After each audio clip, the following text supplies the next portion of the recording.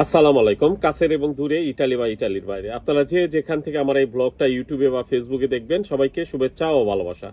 আমি উজ্জ্বল, ইটালির রাজধানী রোম থেকে। আজকে কথা বলবো হলো, অনেকে আমার হোয়াটসঅ্যাপে বা মেসেঞ্জারে নক দিতেছেন, ভাই 2025 সালে নাকি নলস্তা উঠে গেছে, যারা আবেদন করছে এটা কতটুকু সত্য, বা বর্তমানে যারা আবেদন করছে 2025 সালে তাদের কি অবস্থান, এইটা জানতে চায়। কথা বলবো আজকে বিএফএস গ্লোবাল থেকে আপডেট, কোনো অ্যাপয়েন্টমেন্টে জমা নিছে কিনা, যারা স্ক্যান কপি তাদের ভিসা দিচ্ছে কিনা, যারা ফেরত পাসপোর্ট তাদের কি ভিসা দিচ্ছে কিনা, তো এগুলো নিয়ে আজকের ব্লগ।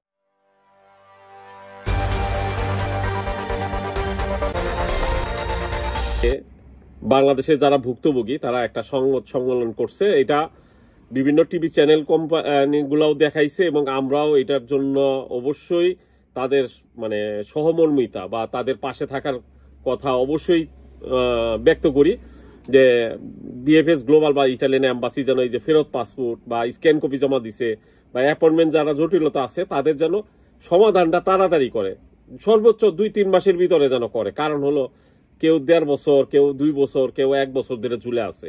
এই মানুষগুলা যদি ইটালির আশা না করে, তাহলে অন্য কোনো দেশেও চলে যেতে পারে চেষ্টা করলে। মিডল ইস্ট থেকে শুরু করে মালয়েশিয়া, সিঙ্গাপুর, বিভিন্ন দেশে তার জীবনটা ভালো না করতে পারলেও জীবন চলার মতো চেষ্টা করতে পারে।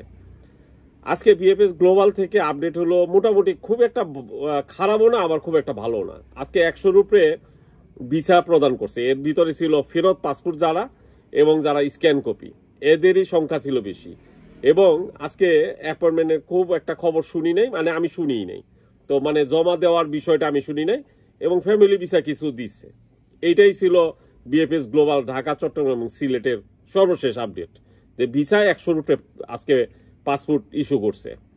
যেটা নিয়ে কথা বলবো, ইটালিতে 2025 সালে যারা আবেদন করছে তাদের কি সব নলস্তা উঠা শুরু হয়ে গেছে, বা কি পরিমাণ উঠলো, এরকম অনেকেই মানে বিভিন্ন জায়গায় আবার খবরও পড়ে, রোমে থেকে 4টা উঠলো, নাপোলি থেকে 3টা উঠলো। এইসব খবর শুনলে ভাই আমার ভিতর থেকে ভাই মানে বলার কোনো কিছু নাই।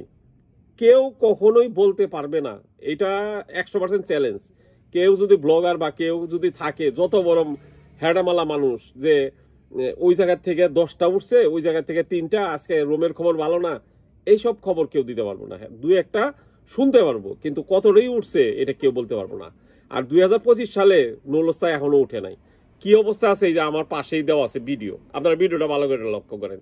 স্পিড আইডি দিয়ে ভিতরে চেক করতেছে, কোনোটা এখনো কোটার বাইরে রাখছে, কোনোটা প্রিন্সিত্ব মানে কি বলে, যেটা 1 মিনিটের ভিতরে আবেদন হয়েছে, 2 মিনিট 3 মিনিটের ভিতরে সেগুলা পেফোত্তরাতে কন্ট্রোল করতেছে। এবং আমার কাছে যতটুকু খবর আছে, আমার মানে আমি যেখানে থাকি তার পাশে একজন রেস্টুরেন্টের মালিক দিয়ে আবেদন করাইছে 3টা, তাদের আলেজ্য চাইছে, এবং ম্যাক্সিমাম কমিউনিকেশন আসছে। যাদের এই যে পেফোত্তরাতে চেক হইতেছে তাদের প্রত্যেকের কমিউনিকেশন আসতেছে, যে হয় মালিকের একটা না একটা চাচ্ছেই।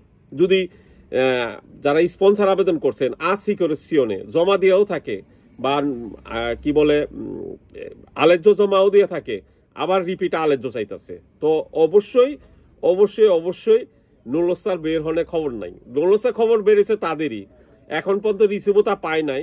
এরকম কিছু মানুষ তাদের বুঝ দেওয়ার জন্য ডাইরেক্ট বানানো নুলস্তা ইস্যু করতেছে।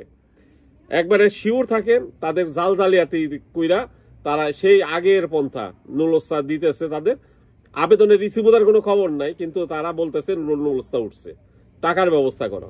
ভাই সতর্ক থাকবেন, এখন পর্যন্ত অরিজিনালি নুলস্তা উঠে নাই। হ্যাঁ উঠবে, খুব সহসাই উঠে যাবে, হয়তো বা আর 10-12 দিন 15 দিন পরে শুনতে পারুন, কিন্তু এখনো নুলস্তা আসলে যেগুলো বলতেছে ম্যাক্সিমামই রিউমার আর ম্যাক্সিমামই জাল নুলস্তা। যেমন 17 তারিখের আগে হাজার মানুষ আবেদনের রিসিভতা পাইছে, কিন্তু ম্যাক্সিমাম জাল, 100% জাল।